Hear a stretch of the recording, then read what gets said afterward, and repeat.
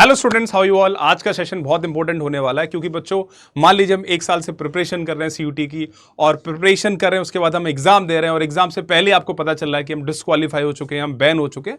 तो वो क्या क्या इन्फॉर्मेशन है, क्या क्या इन्फॉर्मेशन आपको पता होनी चाहिए, उसी के बारे में बच्चों आज मैं आपके साथ डिस्कस करने वाला हूं ताकि आप अपना समय बचा सको और अपने को डिस्क्वालीफाई होने से बचा सको। तो काफी इंपॉर्टेंट है पूरे टॉपिक, पूरे जो मैं आपके लिए कुछ पॉइंट्स लेकर आया हूं उसको सारे को पॉइंट्स को हम समझेंगे। तो स्टार्ट करते हैं बच्चों। पहला पॉइंट है बच्चों, सबसे पहले रिकॉग्नाइज्ड एजुकेशन बोर्ड।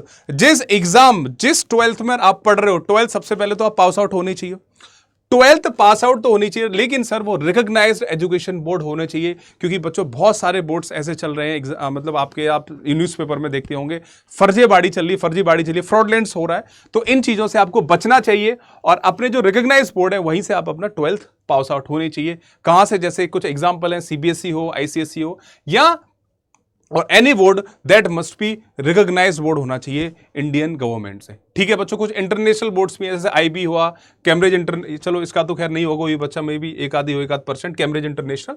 तो ओवरऑल ये है बच्चों, आपका जो बोर्ड होना चाहिए दैट मस्ट बी रिकॉग्नाइज्ड। ऐसा नहीं आपने पूरी साल मेहनत करी, आपने कहीं इधर उधर से पास आउट कर लिया, आप पेपर दिए, मेहनत करी आपने अच्छी तरीके से, बहुत अच्छी मेहनत करी, फिर बाद में पता चल रहा है कि भाई साहब जो हमारा बोर्ड है, जो हमारा एग्जाम है, मतलब जो हमारा 12th का बोर्ड है, जो स्कूल है आपका, that is not recognisable, that is unrecognised board. तो ये सारी चीजें पहले से पता होना चाहिए। दूसरा बच्चों, कुछ मिनिमम क्वालिफाइंग मार्क्स भी हैं, जैसे 50% फॉर जनरल, 50% होने चाहिए। मान लीजिए आपने प्रिपरेशन स्टार्ट कर दी, साल भर हो गया, बाद में चला आपके पेपर में 45%, 40%, तो आप पहले से डिस्क्वालीफाई हो चुके हो। तो ये सारी चीजें बहुत जरूरी है कि हमें पहले ही पता चल जाए सर। 50% और हायर इन एग्रीगेट सब्जेक्ट।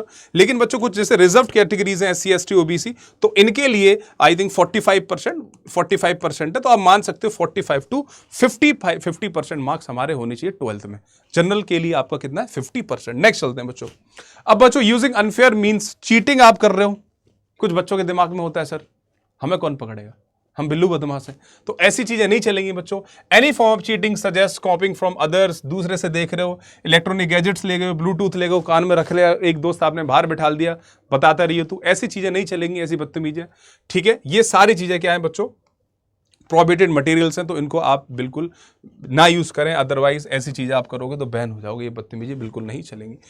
इनपर्सोनेशन का मतलब क्या होता है?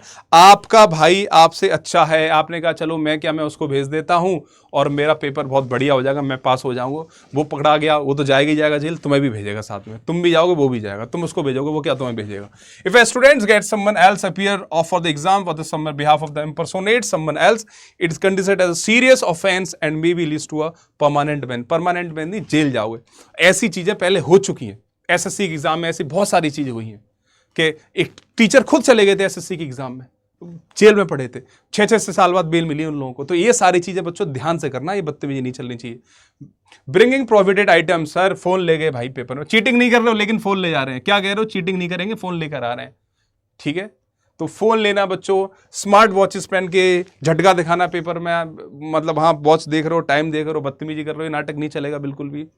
ठीक है, अनऑथराइज स्टडी मटेरियल ले गए हो, तो ये सारी चीजें डिस्क्वालीफाई हो जाएगा, बैन हो जाएगा इसके लिए। नेक्स्ट, अगर आप बच्चों मिसबिहेव कर रहे हो, इन्विजिलेटर हैं जो आपके, उनके साथ मिसबिहेव कर रहे हो, बदतमीजी कर रहे हो, मेरे चाचा विधायक हैं, ये सारी चीजें बिल्कुल वहां नहीं चलेंगी। ठीक है, तो इसके लिए भी इसका खासकर इसको ध्यान रखना है इस चीजों का। ठीक है बच्चों, आगे बढ़ते हैं।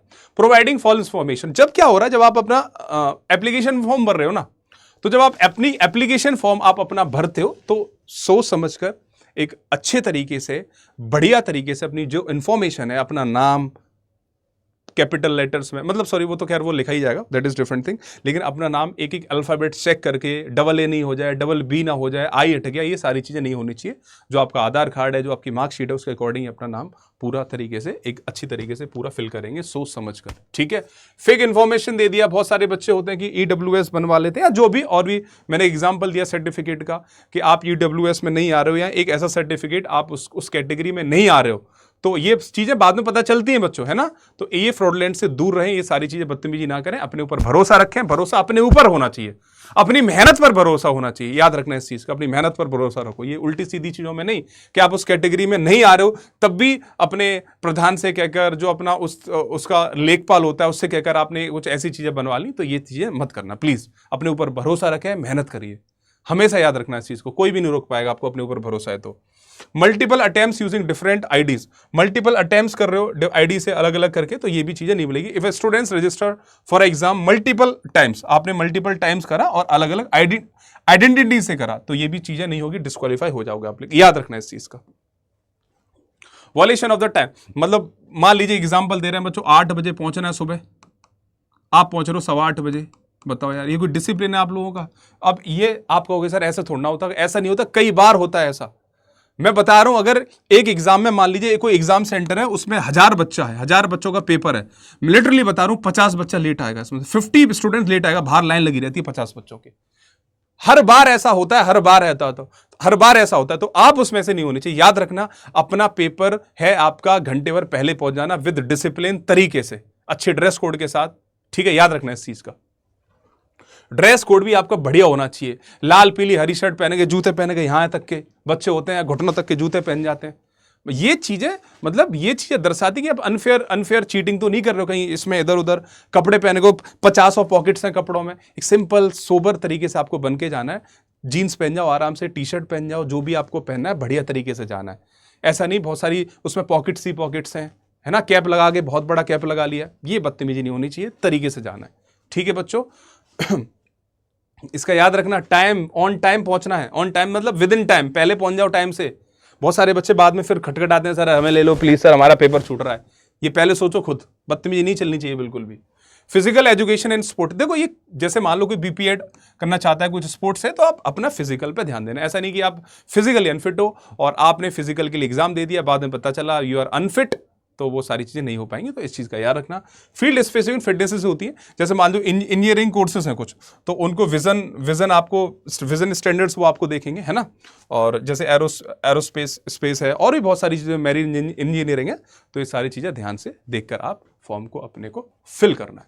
आई होप ये इन्फॉर्मेशन आपको अच्छी लगी होगी, अगर अच्छी लगी तो जरूर कॉमेंट्स में बता के जाएं। और अगर आप हमारे साथ बच्चों तैयारी करना चाह रहे हो, अपनी ड्रीम कॉलेज में पहुंचना चाहते हो, तो आप हमारा पेड बैच भी एनरोल कर सकते हो। मैं बता देता हूं किस तरीके से कर सकते हो।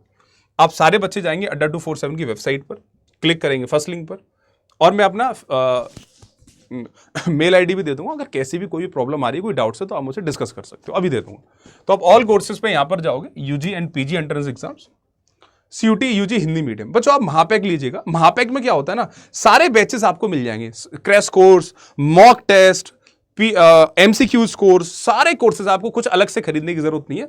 और जितनी वैलिडिटी होगी सारे नए पुराने बैचेस में, हर बैच में आपको एक्सेस दे दिया जाएगा। मन करे वहां पढ़ो, नया हो पुराना हो, मान लो 2 नए आए फिर तीसरा नया आएगा, वहां भी पढ़ना चाहते हो तो आप वहां भी पढ़ सकते हो, अगर उसकी वैलिडिटी आपकी बची हुई है। कैसे सर? जैसे मान लीजिए आप साइंस से हो या आर्ट्स से हो, या आप जीटी का लेना चाहते हो, कोई भी लेना चाहते हो, तरीका है कि जैसे मान लो आर्ट्स डोमेन से हो, तो बाय नाउ पे क्लिक करोगे बच्चों, कोड यूज कर लेना AMA40। तो जैसे आप AMA40 अप्लाई करते हो तो you will get this AMA40। 1 second, AMA40 है वैसे तो, AMA40 40 ही करा ना, हाँ। तो AMA40 अप्लाई करोगे तो आपको ये मिल जाएगा, कितने रुपए में मिल जाएगा सर? 1 सेकेंड, अमन 40, एक्चुअली अमन 40, AMN40 है, तो अमन 40 कर लेना बच्चों, अमन 40। ओके, तो जैसे आप इसको अप्लाई करोगे तो आपको मिल जाएगा 3697 का, ठीक है। और बच्चों मैं अपनी मेल आईडी भी दे देता हूं, अगर आपको कुछ पूछना है बैच के रिलेटेड, या आपको पूछना चाहते हो सर कौन सा बैच हमारे लिए ज्वाइन होना सही रहेगा, तो आप उस पर मेरे मेल आईडी पे मेल भी कर सकते हो, aman.chaturvedi@adda247.com। मेरा कोड यूज करना बोलना है एमन, इस पर पूरी आपको मेंटरशिप मिलेगी, गाइडेंस मिलेगी, एवरीथिंग यू विल गेट। ये मेरा मेल आईडी है, तो आप मुझसे जुड़ सकते हो, ठीक है बच्चों। कैसी लगी ये वीडियोस तो कमेंट सेक्शन में जरूर बता के जाएं, कोई भी और भी डाउट है तो आप लिख सकते हो। Thank you for this session. जय श्री राम सर बच्चों।